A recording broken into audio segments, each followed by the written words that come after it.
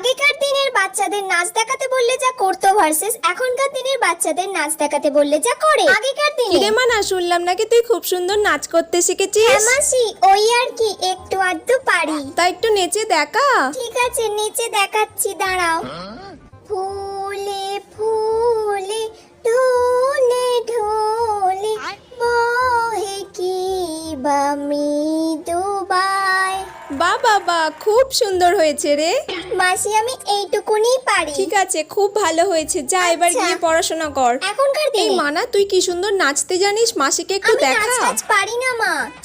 যেমন পারিস তেমনই কর। দূর বাবা, দূর বাবা, আমি কি জোকার নাকি যে সবার সামনে এরকম ভাবে নাচবো?